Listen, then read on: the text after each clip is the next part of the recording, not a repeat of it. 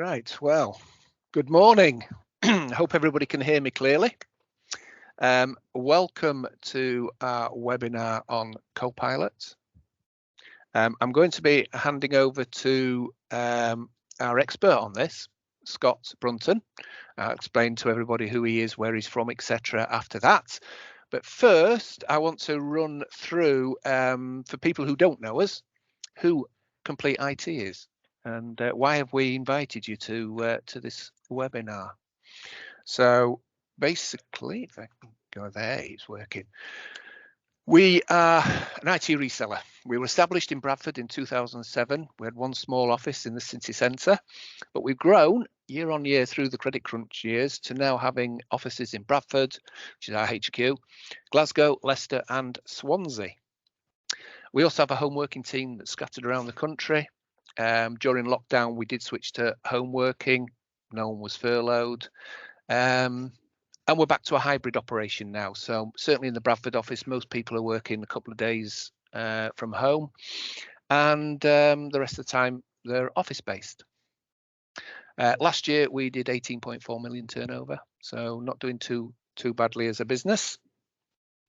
So this shows you our structure as a company. We've got our MD at the top, Paul Spence. Under him is the finance director who looks after the finance and purchasing departments, sales director who looks after all the sales managers from Leicester, Swansea, Bradford, Scotland and the home workers. Under them is the account managers. And then we also have an IT and technical director with the technical and support team. So we have our own in-house techies and more about them in a minute. So what do we do? Well, IT solutions, support and services. Everything from audio visual through to virtualization. We cover ourselves. Give you a few seconds just to have a look at all those there. Cybersecurity, backup, IT support, all the things you would expect from an IT reseller.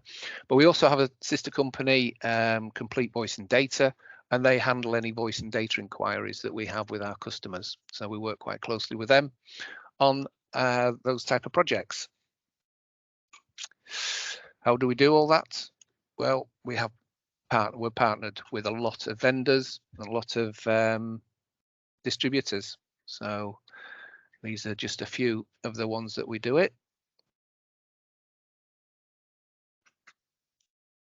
And we also have core values of the company. Key to our success, we think, is the advice that we give to our customers. Most of our sales force have been in the industry for many years, 10 plus 20 years, some of us. And so, you know, we've been around a fair bit, so we're happy to give advice to clients.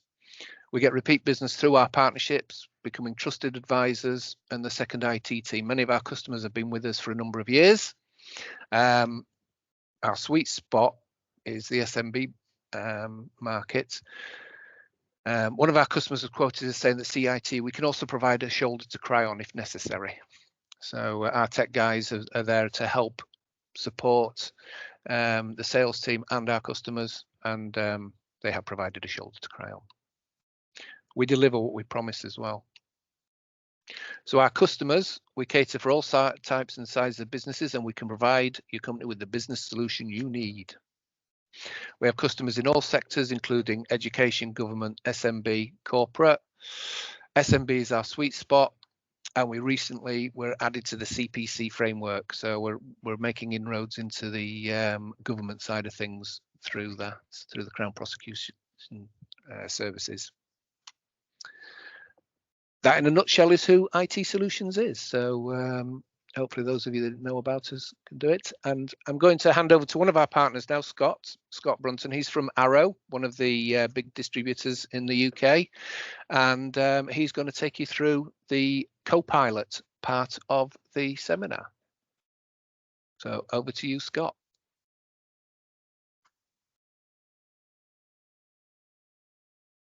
Thank you. I'm just going to share my screen. If you let me know if you can see it, then I'm happy to start off. Yep, that's coming up clear. Perfect. So yeah, guys, a brief introduction to myself. I'm Scott Brunton. I'm a solutions engineer here at Arrow. We're partnered with CIT, and we work with them to help them deliver solutions for you guys. And one of the roles I have is enablement and training. And today we're looking at Copilot, which is sort of the buzzword of the moment, isn't it? Everyone's interested in Copilot, everyone's interested in AI.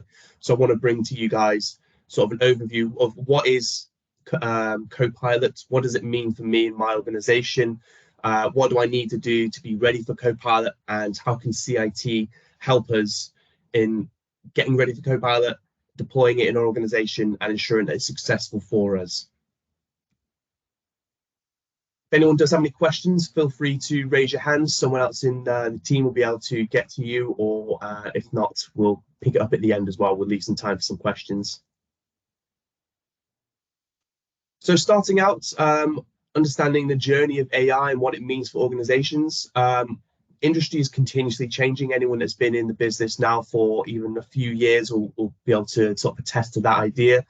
It's continuously evolving. Technologies that we use are continuously evolving, and businesses need to be ready to adopt and change as technology does transform over time.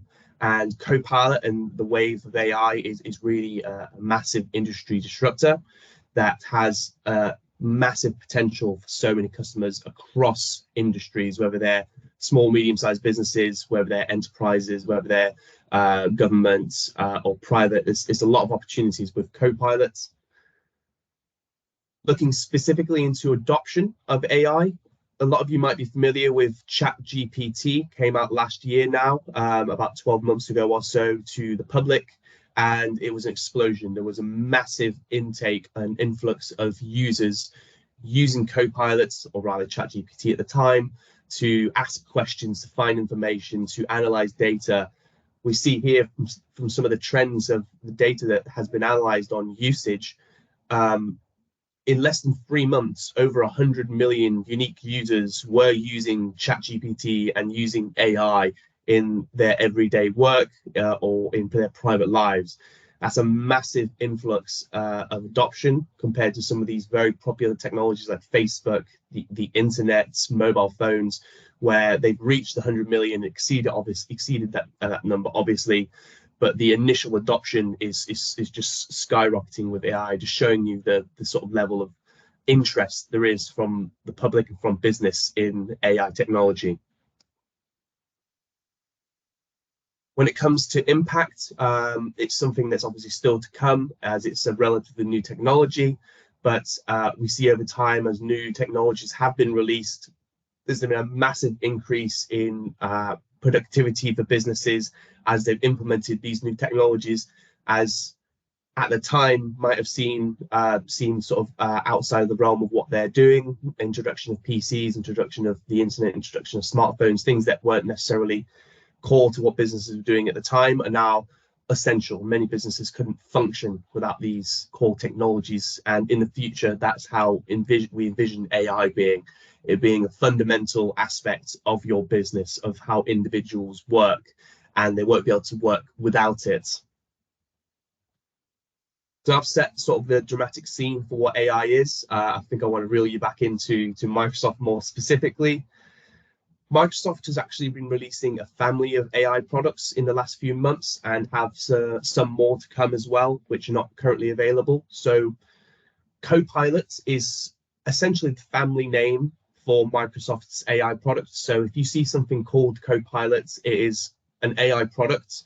It might be different from another Copilot, and it will be for different purposes. So we've got a nice breakdown here of some of the ones that are currently available or soon to be available.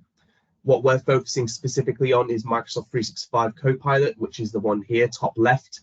This is sort of your general purpose AI. It's your AI assistant work is the way it's being branded, and it's there to make that individual user more productive, more effective, more creative in many ways, as we'll see, and the ability for them to collaborate better. So it's making them overall a more effective user in your organization and better able to produce work, to create content, and so on. There are also many different Copilots for different users, different use cases, such as Sales Copilot targeted specifically at salespeople. It integrates into your CRM. So if you've got Dynamics, if you've got Salesforce, it integrates into those and is able to then find information for that user faster to make them more effective at their job. And that's what all of these are here to do. They're there to enable users to be more effective at whatever role it is they are, whether they work in security, whether they're a programmer with GitHub, whether they're a data analyst or create Dynamics. There's a lot of options, and they're continuously releasing more and more Copilots targeting specific use cases in the future.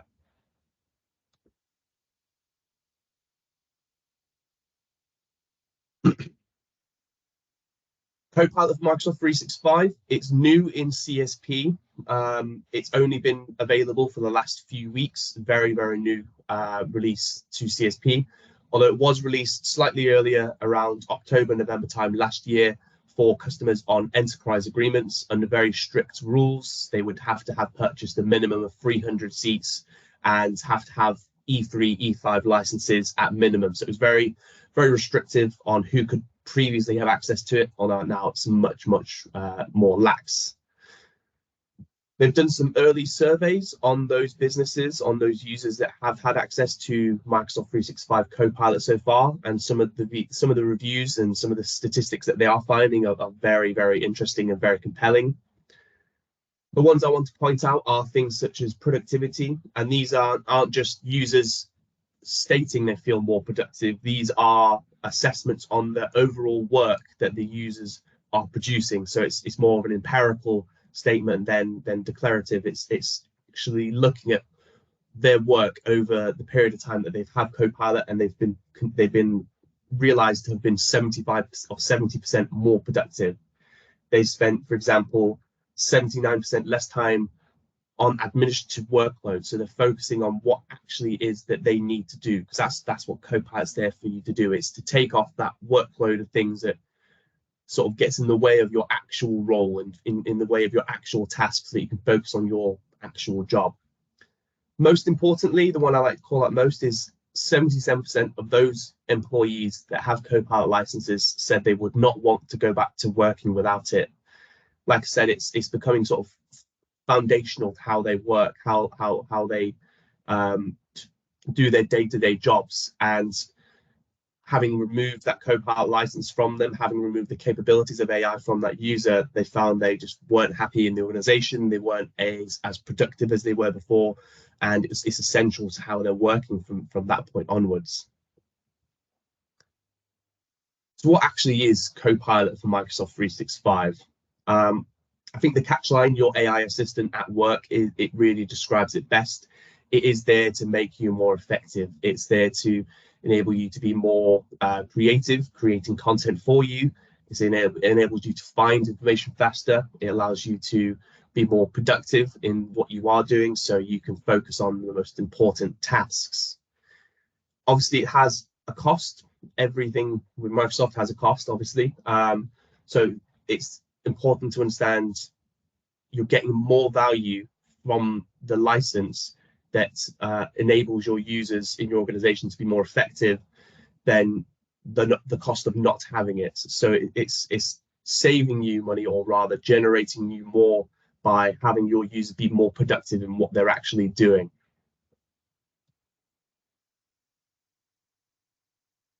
What are actually its components? So there are four major pieces. There's the large language model. That's the ChatGPT piece. We remembered before, it's a large data set that's been trained by Microsoft.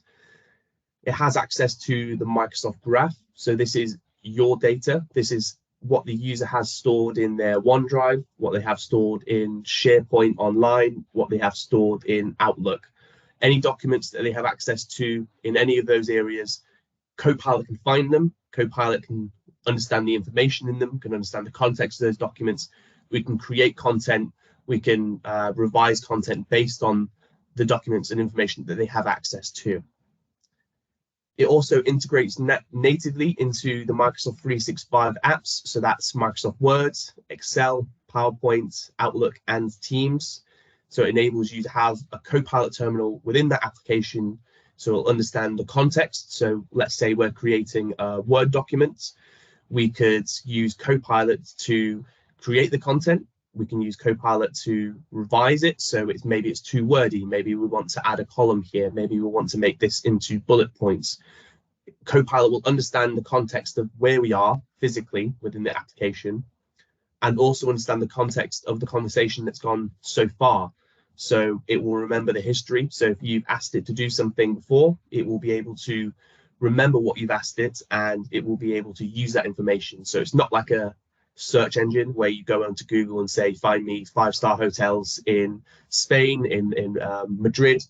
You can ask it very complex questions.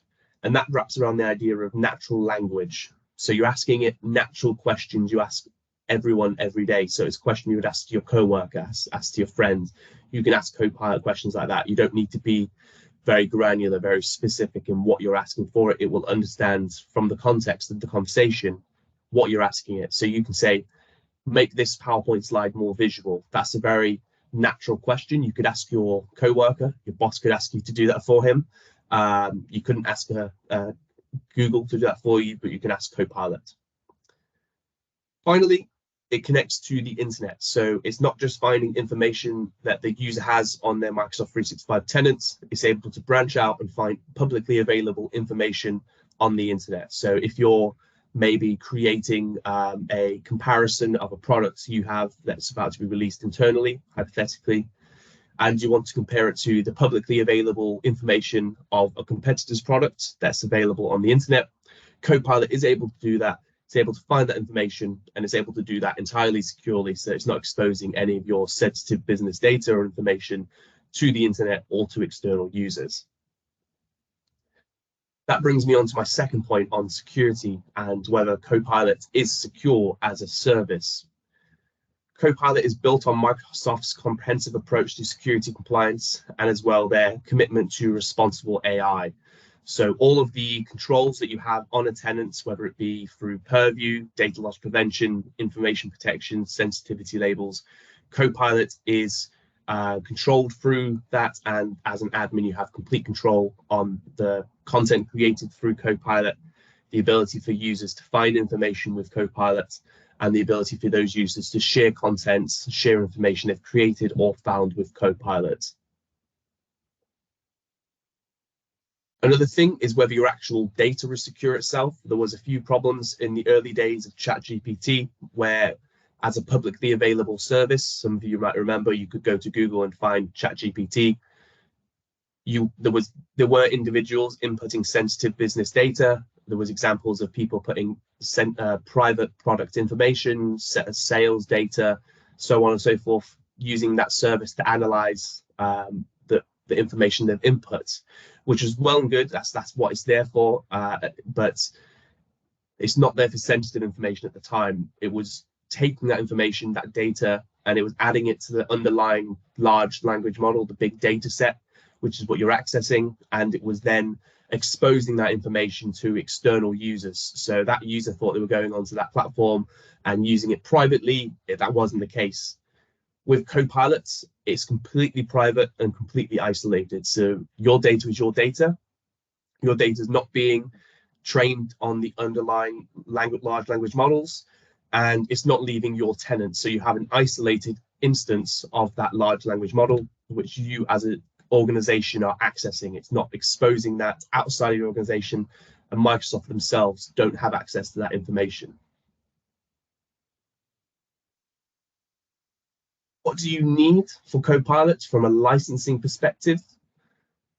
As I mentioned, it was previously available for enterprise agreement customers. Microsoft very kindly have broadened the pool of available users who are eligible for Copilot licenses now. So any end user that has one of the following, which is Business Premium, Business Standard, Office 365 E3, E5, and Microsoft 365 E3, E5 licenses, are eligible for Copilot. So a user will require one of those base licenses in order to be eligible for a Copilot license, but if they have one, they can purchase. Microsoft also removed the minimum seat requirement, so you're not now required to purchase 300 seats in your organization. You can purchase 1 Copilot license, you can purchase 5, you can purchase a dozen, you can purchase 100. It's all up to you. You can purchase as many as you require, let's say.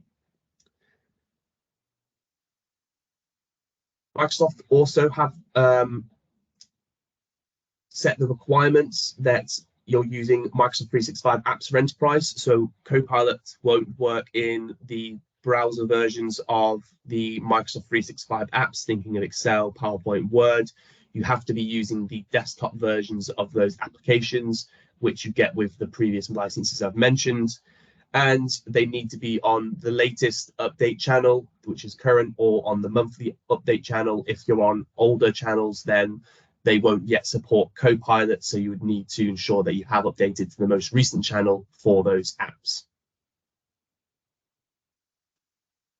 Now, I've got a couple of videos for you to show you what it actually looks like to use Copilot as an end user. What are some example use cases? Because I think there's so much discussion around Copilot. I think a lot of the context is removed from actual users using it, and it's very high level, I think. So I've got a couple of videos here. The first one is how you can use it in Copilot, in PowerPoint. This will show you how you can create a whole deck of content automatically through Copilot. It's referencing a document that someone sent them. It's understanding the content of that document, the context of that document to create the slides. All of this automatically through prompts that the user has put into the terminal. So I'll quickly switch my screens to which one it is. And this will show you Copilot in PowerPoint. Let's say you're getting ready for your customer pitch meeting. Everyone has had a moment when they wish they could turn their proposal into a customer-ready presentation without having to start from scratch. Now you can. Using just your own words, Copilot can translate Word into PowerPoint. You can also translate PowerPoint into Word. Now you have a professional-looking presentation that you can hone and polish. Let's say you want to add a slide. Give Copilot some quick instructions. There it goes, ready for you to review. So this slide is too wordy. Let's ask Copilot to make it more visual. Give it a few seconds, and check this out. Copilot can even animate the slide. It gives it a professional design treatment in a single click. But it doesn't stop there. Copilot even generates speaker notes for all your slides. It's not only a time saver, it's helping you be a better presenter.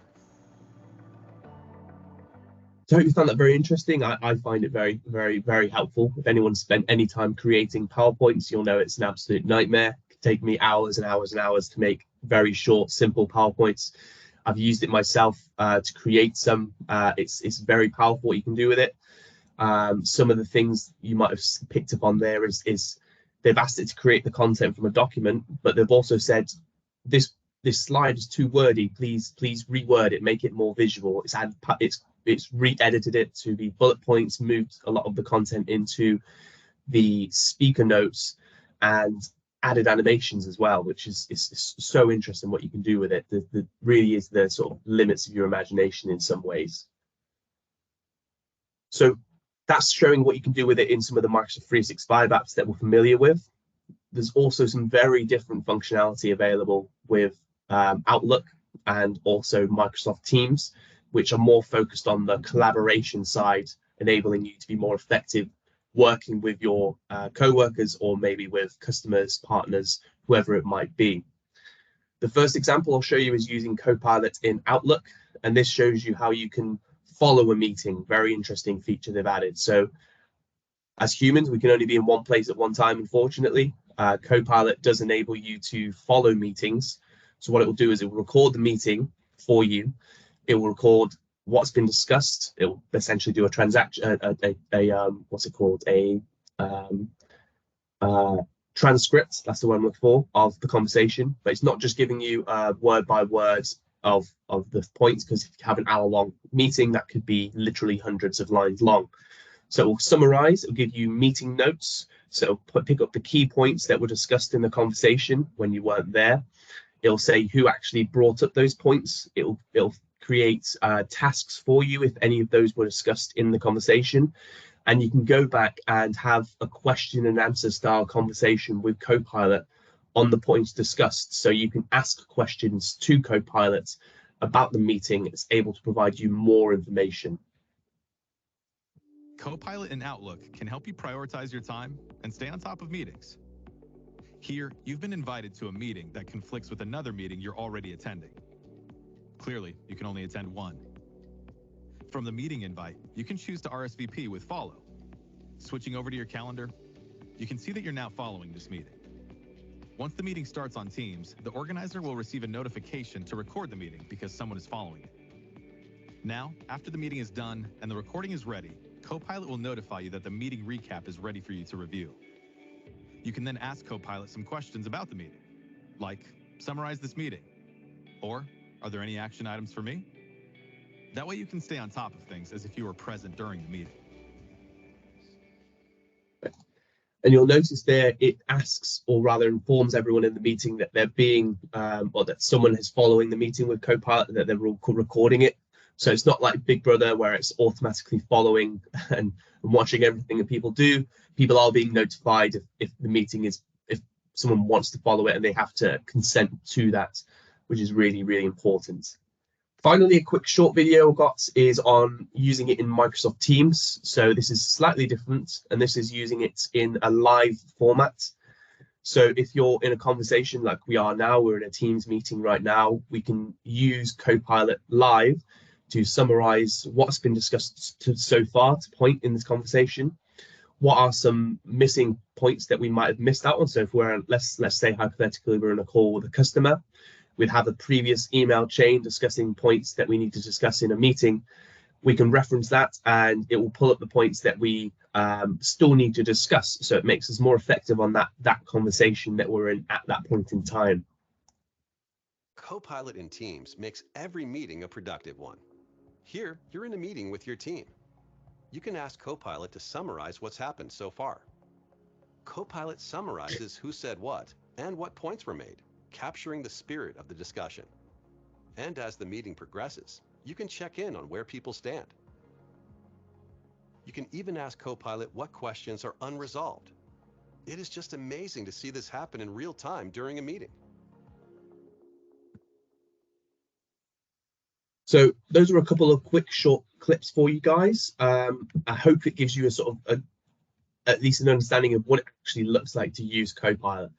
I've not looked into or shown you examples of how you can use it in Excel, but essentially it makes everyone a data analyst. So don't tell any data analysts, if you've got any friends that are data analysts, don't tell them that, but it can make anyone a data analyst. It allows you to very quickly summarize sets of data, find information by asking natural questions that your boss might come to you. So you could say, I've got sales data for the last quarter. I want to find the highest performing products. I want to find the most the best margin, that most lost margin, whatever it might be.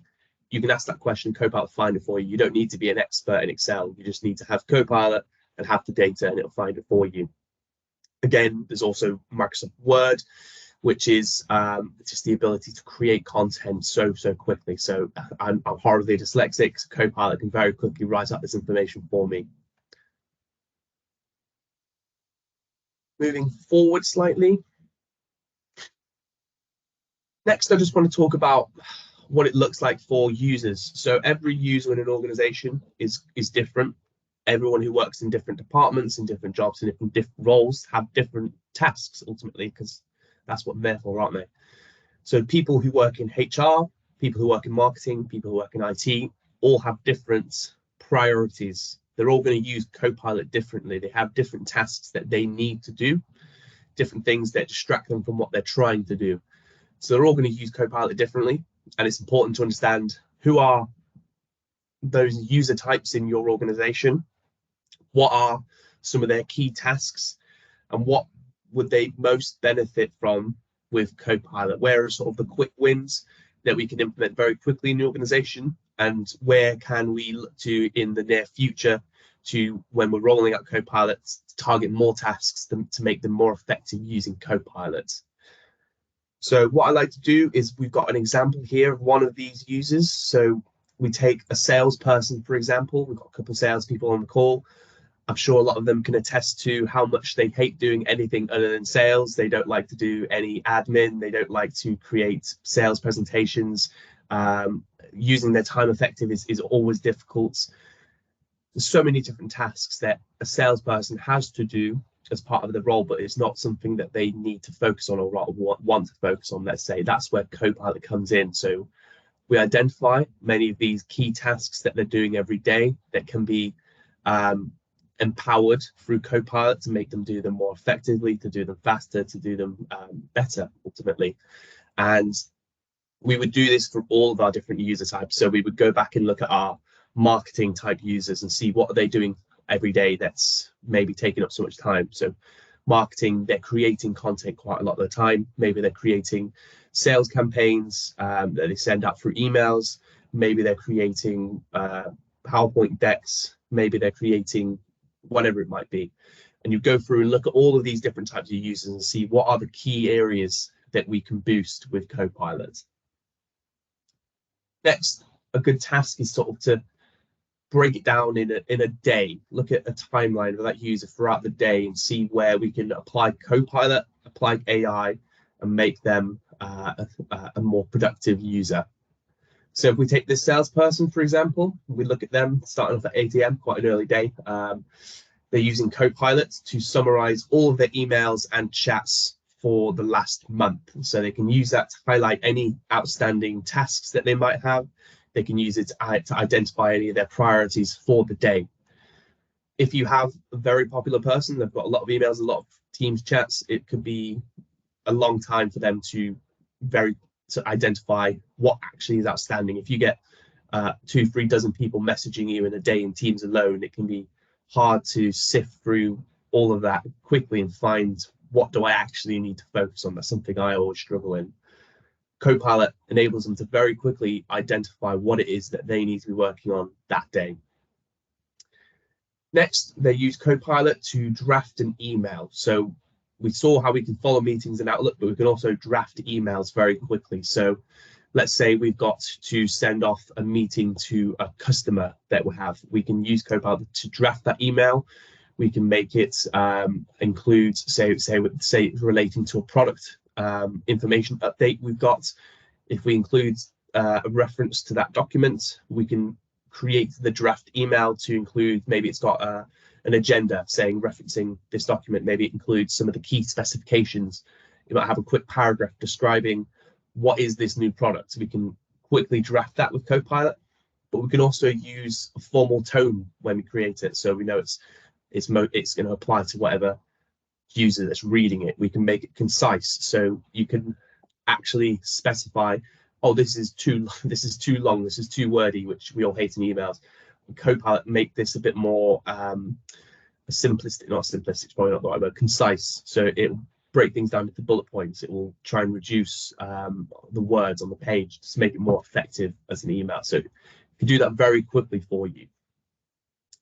Copilot in Excel, like I mentioned, it makes everyone a data analyst. It can very quickly enable that user to find information. They get AI-powered insights, so it might even make them more effective if they have used Excel before in the past to find information. They're not having to create macros. They're not having to use Excel and create what's the word I'm looking for, formulas and things like that to find information. They can do it all so quickly with Excel.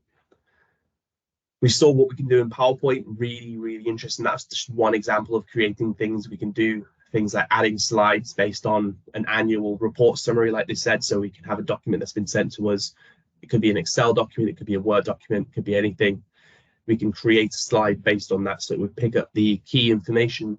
Maybe it's a sales report data. It will pick up the key points like annual sales, total return, margin, ROI, all of those things. It will find them, generate it into the slide for the user very quickly. We saw what we can do in Teams in live meetings as well. The pointing out here, the ability, say we're on a call with a customer as a salesperson, we can find out what haven't we discussed so far, so we can include it in this conversation. We don't need to come back to it later on. So we're having just a more effective communication with our customer when we're on the phone with them. We're not having to follow up with, oh, sorry, I missed out this point here. Let's arrange another meeting. We're addressing the issue now and here. Then finally, again, they're coming back to summarize their chats. So they're summarizing a conversation they've had with someone, and they're then able to find the key points and key tasks for them and that person following forwards. So what they're doing here is sort of just applying the idea of where are the best key areas that we can implement Copilot in that user's everyday working environment. So if you don't want to make Copilot something that sort of gets in the way of users, that's something I find that can happen in organizations where we have this new tool, we have this new technology, you have to start working this way. It's there to supplement what they're doing, to make them more effective, but not to overtake whatever it is they're doing.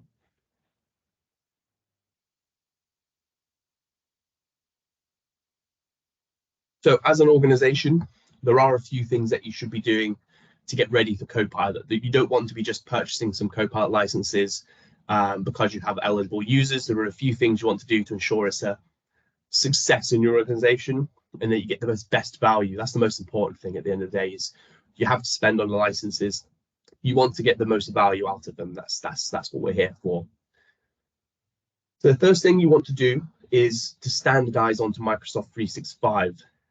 Copilot for Microsoft 365 only has information, or rather access to information, stored in the Microsoft 365 environment.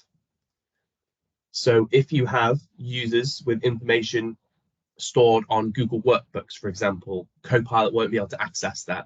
If you have on-premise servers, things like SharePoint, things like Exchange, Copilot won't be able to access those information. So it's important to modernize. So that would be moving those servers to their cloud-based alternatives like Exchange Online, like Outlook, SharePoint Online, and to also consolidate into Microsoft 365. So if you are already using Microsoft 365 to some degree, consolidating onto it is important. So if you are using Google Workbooks, if you're using Dropbox, maybe migrating into Microsoft 365, standardizing is important. There's a lot of benefits to standardizing.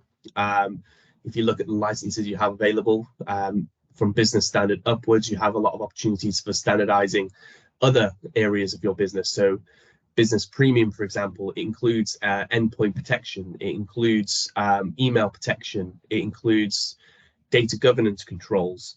So there's a lot of benefits to standardizing into Microsoft 365 that you can realize that add value immediately by consolidating from all of these different third-party offerings and moving them into Microsoft 365, not to mention that you're actually having a more enriched experience with Copilot. The next step, and probably the most important, is protecting sensitive business information. So Copilot, it inherits an organization's Microsoft 365 data governance policies that they have in place. So it will, as a user with a Copilot license, that user will have access to anything that they have access to normally. Copilot just enables them to find that information easier. So an example I like to give is SharePoint Online. If a user has access to a SharePoint site, which are terrible for permissions, it's quite rare people go in and review permissions of users. Say, for example, you have a legacy site and someone's in HR is like, oh, I'm just going to use this site to store some sensitive HR information. Normally, that user probably is never going to look in that site. They're probably never going to go click into that HR file, and they're probably never going to open that sensitive document. Copilot's slightly different, so it can and will find anything that user has access to.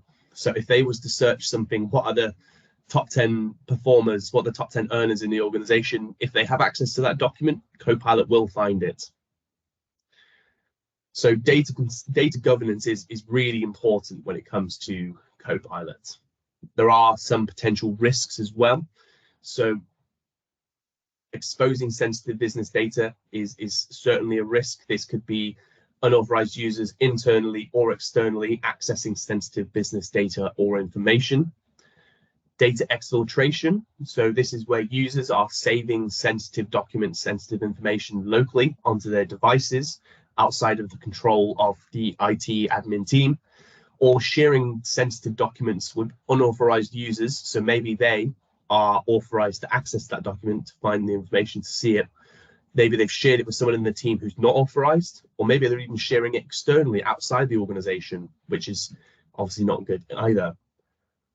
Then also, finally, there is threat actors. If a Copilot user is, if a threat actor does get access to a Copilot-enabled user, there is a lot of risk of them having easier access to data and lateral movements within that organization to find more information, to get access to more things in the organization. So it's certainly a big risk.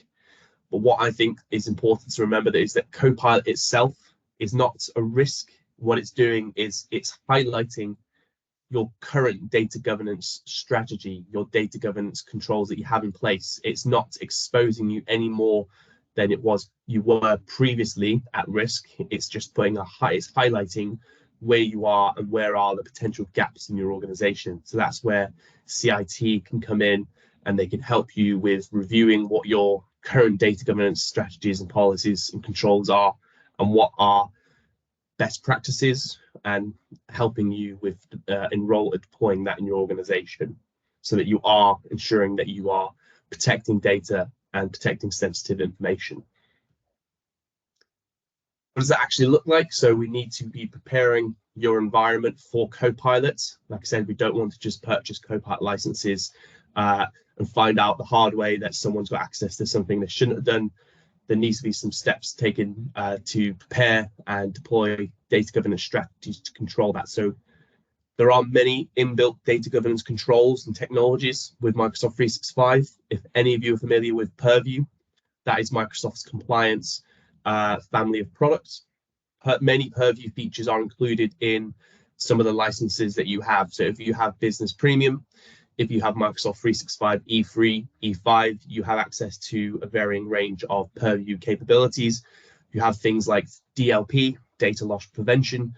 We have sensitivity labels. We have trainable classifiers. We have information protection, and many, many more. We have a lot of these tools available to us, which we can use to control who has access to information.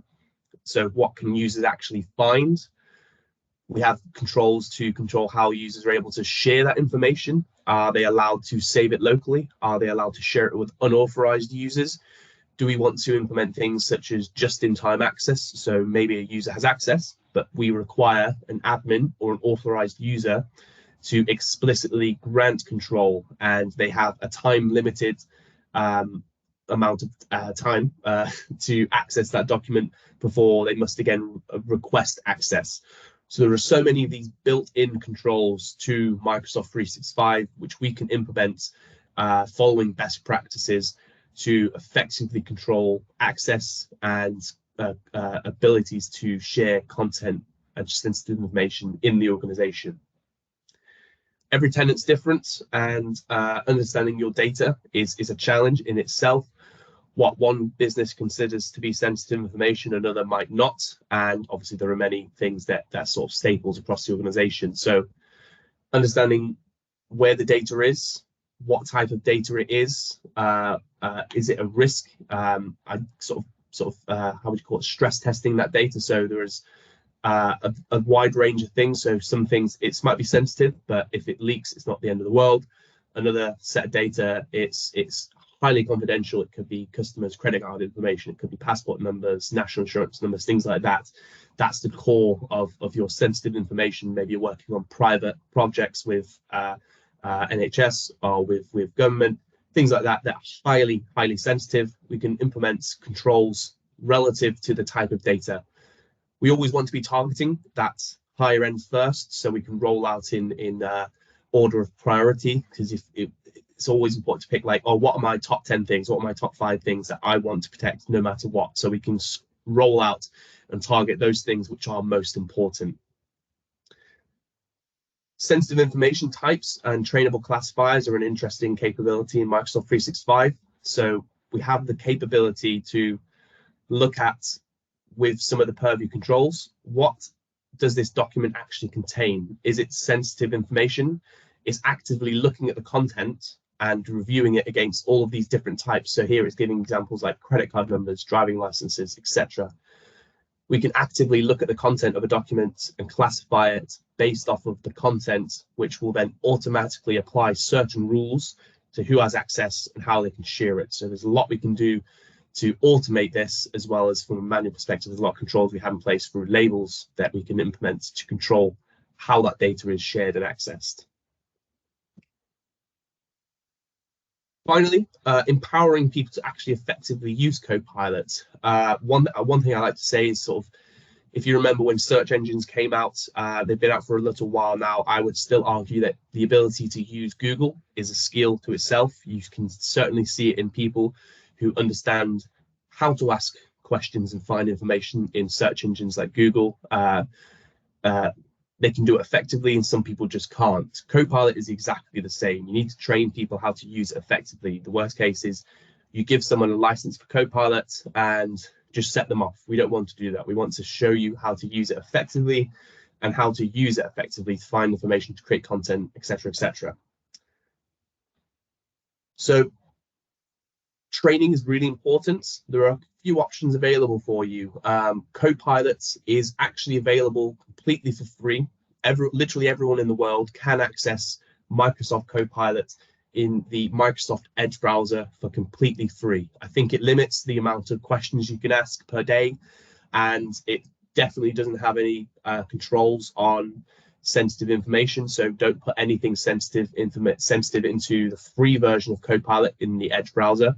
But you can use it for training. You can say, okay, you have access to this browser. You can use Copilot. You can learn how to ask prompts to find information, to create content. If you do have Business Standard, Business Premium, or E3, E5 licenses, you actually have access to Bing Chat Enterprise. So that is the enterprise version of the free Copilot available in the Edge browser. So this is a very good area for training users. You can input sensitive information. It's completely private. It's not exposing any data onto the internet. So it's a very good starting area, as you need one of those licenses anyway for Copilot. So it's a very good place for you to let your users experience Copilot, experience creating content, experience creating prompts, and just get to grips with Copilot. Then I'd say once they've got to grip with AI, with Copilot asking these types of questions, that's when you start looking into a full Microsoft 365 Copilot license, which grants you those M365 controls on how people are sharing content, creating content, information, and so on. Gives the user access to their content in Microsoft 365 through the Microsoft Graph, and also is natively integrated into Microsoft 365 apps as well. Like I said, there's a science to asking questions, to creating prompts with Copilot, and we can help you with this as well. And I think it's something that a lot of users will need to show or example how to do this. So it's a lot of the things that you would do in everyday life when you're talking to someone. So you want to be clear and specific when you're giving a task to your co-worker, to your employees. You want to keep a conversation, or you want to give examples that they can reference. You want to ask for feedback. Things you don't want to be doing is giving conflicting information. You don't want to be vague. If you give your employee a vague task, you're not going to get a very good response. The same thing with Copilot. You're using slang, jargon, or informal language. Maybe you've got some acronyms that are specific to your business. Copilot might not understand them, so you need to be aware of that and to check for accuracy. So as much as it's great that Copilot can create this content for us, it can fill out Word documents, create emails, so on. You always, as the individual, want to be going back and reviewing whatever has been created, reviewing the content and ensuring that it's accurate, because Copilot can reference a lot of things. So ensuring it's found the right information, ensuring it's understood it correctly is important. You don't want to be sending these cold emails to people that haven't been proofread. It's just good practice to always go back and actually look at what it's creating. Is it accurate? Is it what I want? Is it what I need?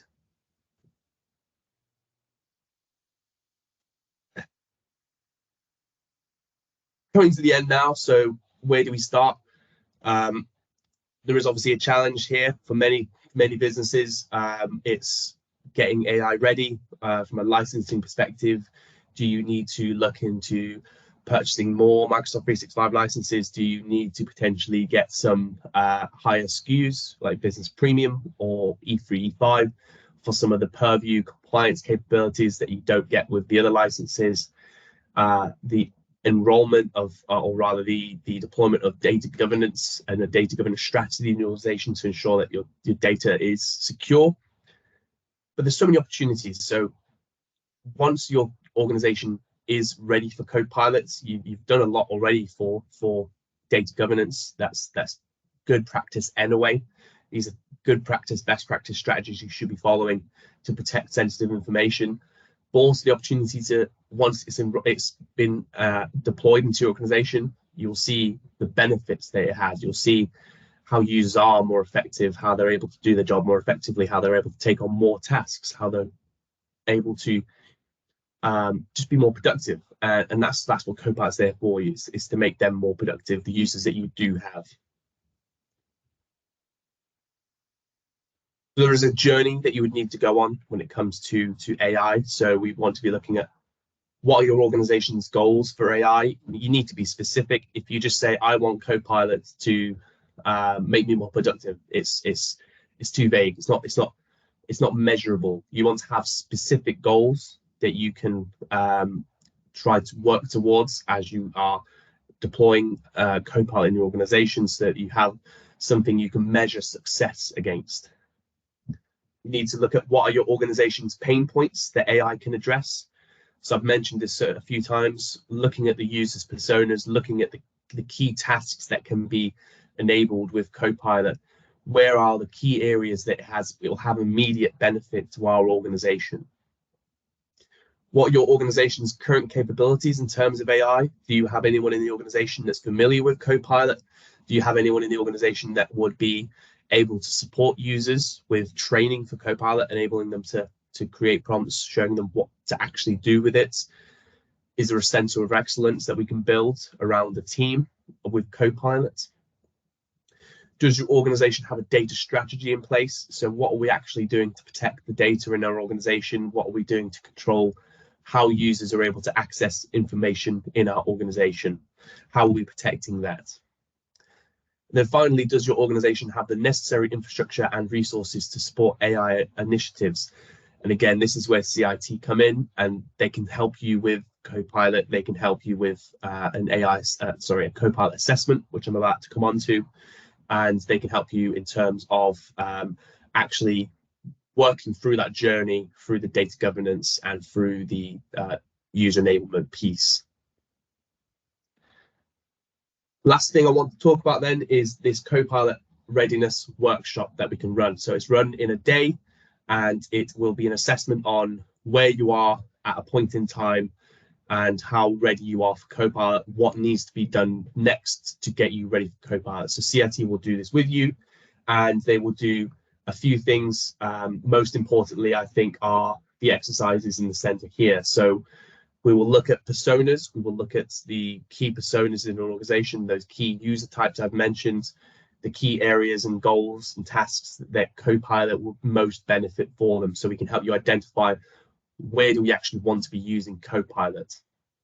Next is a review of the compliance and regulatory controls you currently have in place. So what is your current data strategy? What are the current data controls you have in place? And then a discussion of the data protection and best practices that would be recommended going forwards. So we're getting a bunch of essentially outputs that we can then implement for you to be ready for Copilot once all of these things have been put into place. So that's available as a single day workshop, and it's really important if you do this. You know where you are, essentially. You know what you need to do. What are the next steps that I need to take to get me ready for Copilot and to ensure it is a successful launch in my organization and I get the most value out of it. So that's everything from me. If you do have any questions for myself or the team, please feel free to ask them now. But thank you very much, guys. Thanks for that, Scott. We do have some questions that have been put into the chat or the Q&A boxes. Some of them may have been answered as the session went on, but I'll go through each one anyway. So the first one from John L, is A3 license for education? Right, so there is Copilot available for customers who have education SKUs. It's not available through CSP though. It has to be through the, what's it called, EES, I believe is the Education Enrollment Services program. Otherwise, through CSP, you require one of the corporate SKUs that I've mentioned before, that Microsoft 365 Business Standard, Business Premium, Office 365 E3, E5, or Microsoft 365 E3, E5. So I would say look into that potentially if you do have one of those education SKUs. Okay, and John also asked, can Copilot access any data in our Google tenants? No, so Copilot's limited to Microsoft 365 and Microsoft 365 based services, and it's only accessing information that user explicitly has access to. So if you have information in Google, in your Google tenants, will have access to that's where the standardization piece comes into it. So if you are using Google, it may be worth looking into standardizing and migrating onto Microsoft 365 so that it does have access to that information. Excellent. John Gardner's asked, hi, how do you know if the data that Copilot is giving you is legit or correct? If I ask a question, how do I know the answer is correct? That's a really important question, I think, and it's really important to review whatever content that is created for you. So if you ask it to create a slide or to analyze some data, doing some self-assessment on that is important. So Copilot will always, whatever it creates, it will reference the document, it will reference the specific part of the document that it is finding this information, if it's finding it from something you have access to. If it's finding information based on the internet, it will reference that specific website and that specific paragraph, for example, where the information is found. So it will always tell you where it's found the information. It's just that you would always have to look back and review what has actually been created, so you're not just blindly taking it for truth. It is important to do a sanity check, let's say, on any content created through Copilot. Okay, from John Holland, can you confirm if Microsoft has a certification roadmap for Copilot? In terms of certifications, there are some learning pathways for Copilot. I don't know if that's a good question. So Microsoft does have a AI certification. There's the AI 900, which will give you a good overview of AI at a high level. It will include Copilot and some of their other AI products. And there is some, I believe there's an AI engineer pathway as well, which is sort of a level 300 intermediate associate level certification. But there is also some learnings available on Microsoft Learn that's specific to Copilot and gives you a good introduction to that as well. Thank you. We've got Paul Martin asking, hi, if the Copilot data going to and from the users are contained in the tenant, does that mean admins can get stats on requests made and use similar functionality as DLP to detect if sensitive info has been used? Yeah, so as an admin, you will be able to see all of the questions that anyone's input into Copilot in the tenant. You have controls on retention of that as well, and all of the controls like DLP. There won't be a Copilot DLP policy you can create. It will be the standard DLP policy, but the content found and created with Copilot will respect those policies. So, for example, if a document has a sensitivity label and Copilot finds that document, creates content from it, the content itself will then inherit that sensitivity label. So all of the policies that go with that, the ability to access it, the ability to share it, will be inherited by whatever label has been applied.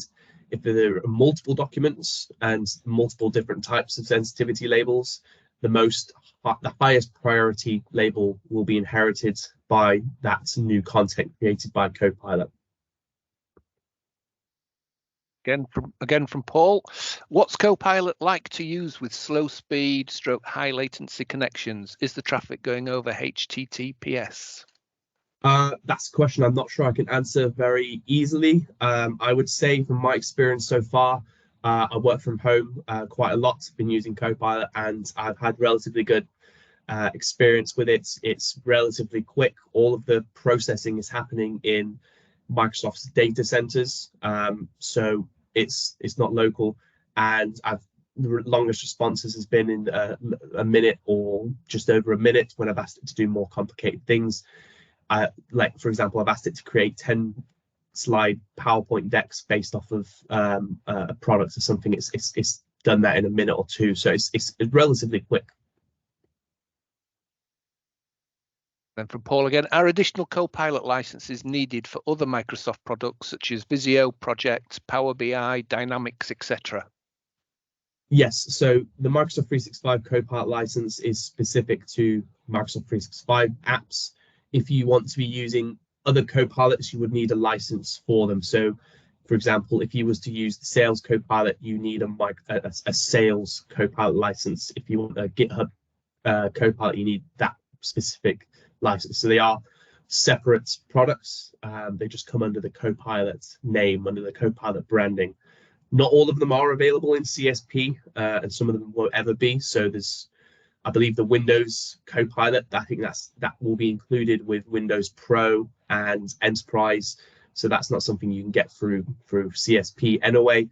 And I think the GitHub one, I don't believe that's available through CSP. I think that's direct. So it depends, but there are going to be separate licenses for them. Yeah. And the final one is from somebody who had to leave early. Where will I be able to get the recording so that I can watch the last 15 minutes? So what we'll do is I'll work with our marketing team. We'll get a landing page set up on our website, and we'll be able to send links out then to people. And just to, I think that's, unless there's any other questions from people still watching, that I think is the end of the session, really. So thank you everybody for attending, and thank you to Scott for a great journey through the Copilot. For the customers who are online, if you are interested in the day that Scott mentioned, please speak to your account managers about that, and we'll get that sorted. For those of you who are here from our marketing and haven't got an account manager, then if you drop an email to info@cit-sys.co.uk, then we'll get you an account manager assigned, or we'll obviously be doing follow-up calls on this. So we will be in touch and just get some feedback off you, and seeing if you're interested in taking things further. So once again, thank everybody, and we'll let you get on with your days now. So thanks for attending. Thank you very much, guys. All right. Bye.